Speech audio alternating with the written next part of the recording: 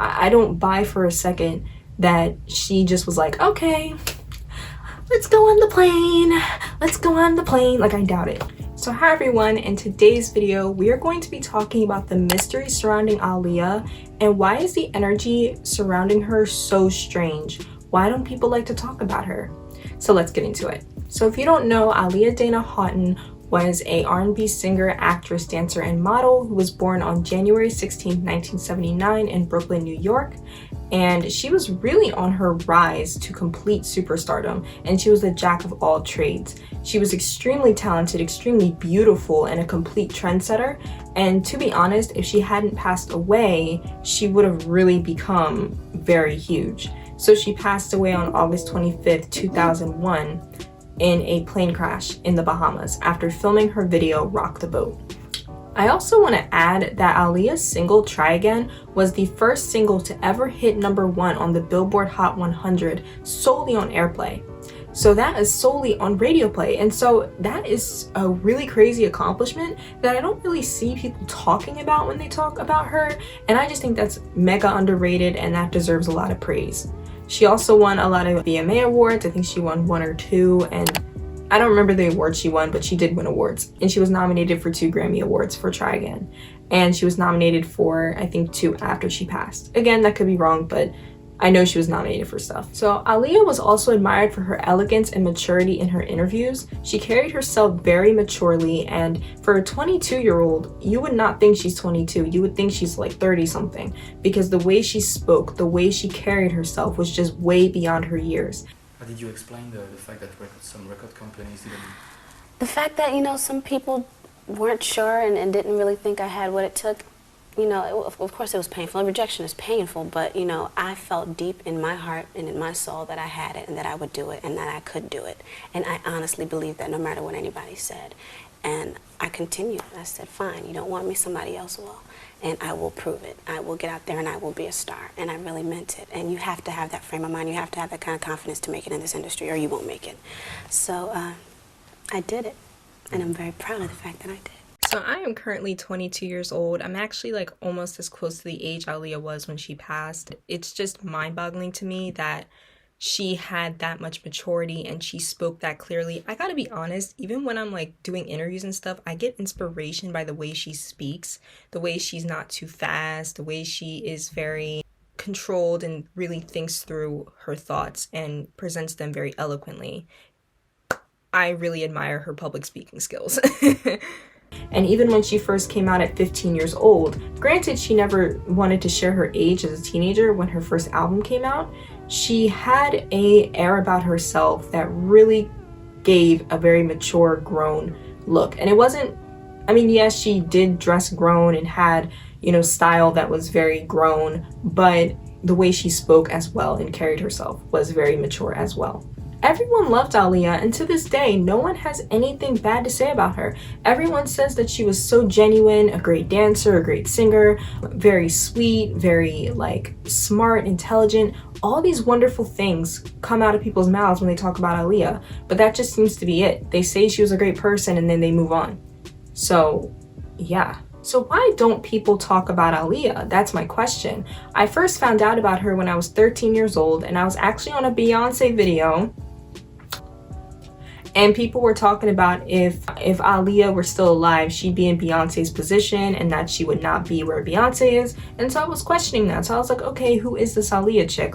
So I Google her and I see like how popular she was and how beautiful she was and all the things she'd done. And I was like, wait, why have I never heard of this chick? If she was supposedly on could have been on Beyonce's level, why haven't I heard of her? That doesn't make any sense.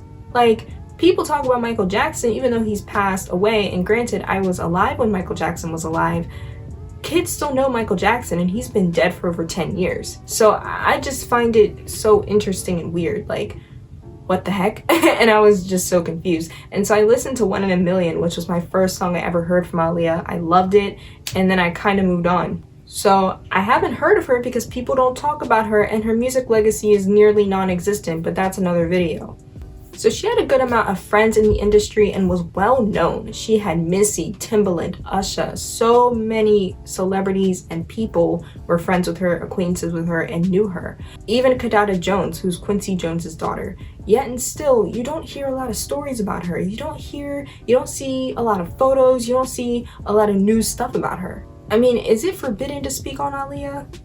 So a YouTuber by the name of Tony Turner, and shout out to Tony because I love Tony's videos, he made a video about Aaliyah not too long ago that a lot of photographers are very stingy with Aaliyah's content, with her photos and things of the sort. A lot of people don't really want to talk about her or release things. And I noticed that too. It's like, for example, I bet you MTV, Inside Edition, BET, whatever the heck, probably is sitting on a gold mine of content of Aaliyah, but they don't release it. They'll release like one interview a year, if that, and that's it. It doesn't really make sense to me. It's like people know that she's super, super, super valuable, and so they don't want to, I guess, lay it all out there. But it still doesn't make any sense. It's like, except her birth date and her death date, people don't really talk about her, and it's just crazy to me. So let's get into Aaliyah's estate. So what about Rashad? And if you don't know who Rashad is, Rashad Haughton is Aaliyah's older brother, and he was one of Aaliyah's entourage and was very, very close to Aaliyah. They were very good friends, not just siblings, but best friends. He's kind of, I guess, in charge of her estate. He has a couple things about Aaliyah recently, like he released an Aaliyah boombox. But my thing is this, why not release like a photo book of her? Why not at least share a memory? Why not do something that makes us feel closer to her? Like whether it's a photo, a memory, video of her as a kid, you know? And I understand that I cannot tell these people how to grieve. I'm somebody who's lost a lot of people in my life, so I can never sit around and be like, oh, this is how you're supposed to do this. No, I know firsthand, so I would never do that. But it just doesn't make sense that at this stage of the game, we're moving into 20 years since she passed and we're still not really hearing about her. It's like the energy surrounding her is just so weird, and it's like so forbidden, and it doesn't really make sense. I also understand that Rashad is really kind of the head honcho here, so that's a lot for one man, for one person, especially if that person is your sister. So I completely understand that he's under a lot of pressure, and so I appreciate what he has done, and we see that he's trying, but I just feel like at this point there needs to be, I don't know, some bigger manpower, something needs to change. Even her YouTube channel was not created by her. The Aaliyah YouTube channel with millions of views of her videos that are in standard definition, that was not made by the estate. That was made by a fan, and the Aaliyah estate recently acquired access to that and is now running that account, which is insane to me. I mean, come on, are you serious? And then also, there's this YouTube channel that I'm gonna shout out on the TLC tip. They have been making a lot of HD remasters of her content. So if you want to see her music videos in HD or sharpened and enhanced, check out on the TLC tip. They're amazing. And so this is, I don't get it. Why can't Aaliyah's estate do this, but then a fan can? So I also wanted to touch on Eric Ferrell. And if you don't know who Eric Ferrell is, he was Aaliyah's makeup artist back in the early 2000s up until her death, and he did so many iconic makeup looks like her Try Again makeup look, her VMAs makeup look. My glam squad, Eric, and Derek. They're my dream team.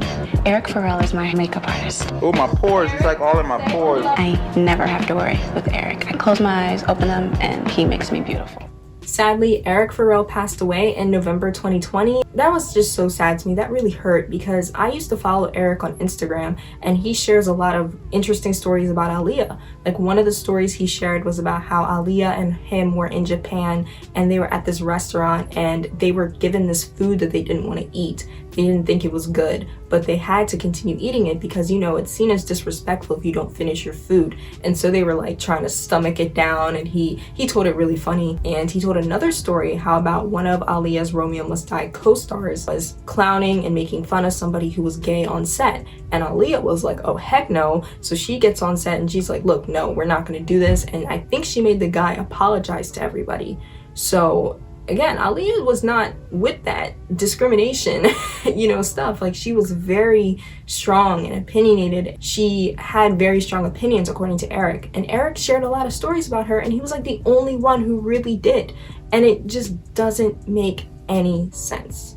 And it makes me wonder, is there something about Aaliyah, like her death maybe, that we're not allowed to know, that we're not allowed to talk about, and maybe when two people talk about her, it sets something off in them. I don't know what it is, but for example, like even Jaguar Wright, when she shared her insight about Aaliyah and she was exposing like everybody in the industry, even she seemed to like kind of glide and coast on the Aaliyah topic. And it just makes me wonder like what really happened. I don't want to sit too much and worry too much and talk too much about her death, but it just makes me wonder what the heck. Like how come it's been almost 20 years and the story doesn't seem straight? People don't want to talk about her. It's all hush hush. It just doesn't make sense to me. Even this guy went on YouTube and made a video on Kobe Bryant's death date, and he discussed that he was there the day Aaliyah boarded the plane and that she didn't want to get on the plane. He claimed to have been the stepson of the driver that drove Aaliyah to the airport. He claimed that everybody knew that the plane was overloaded, that Aaliyah didn't want to get on it. The story still doesn't seem straight. I do not buy that all of her entourage wanted to get on an overloaded plane.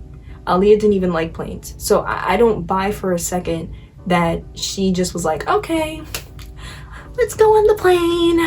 Let's go on the plane. Like, I doubt it. I really, really doubt it. Yeah, it's very, very fishy to me. So the last point I wanted to bring up was about Drake. Drake loves Aaliyah. For any of you who know, Drake is in love with Aaliyah. He has a tattoo, I think, on his back of her. And he wanted to make an ultimate, like, Aaliyah album, I think. Like, he wanted to make, like, a mashup album of all of her unreleased music and add his own spin onto it, and basically the entire industry and basically everybody clowned him for it and nobody wanted it. People said he was obsessed with Aaliyah, and honestly I don't really understand, because I remember hearing Aaliyah's song Enough Said, or the song that Drake made with his verse with Aaliyah, and it was good. I thought it was decent, and I wouldn't have minded a Drake and Aaliyah album, especially since we would have heard her unreleased music, and that would have helped her music get to the masses, to a group of people that have never heard her before, a new generation. Because at that point, it had been about 10 years since Aaliyah passed, so that's a whole new generation of kids.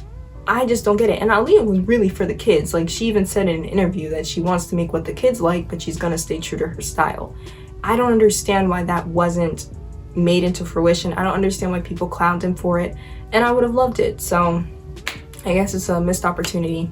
Thank you all for watching this video. I really hope you enjoyed it. Rest in peace to Aaliyah and all the other people who died with her on the plane that day.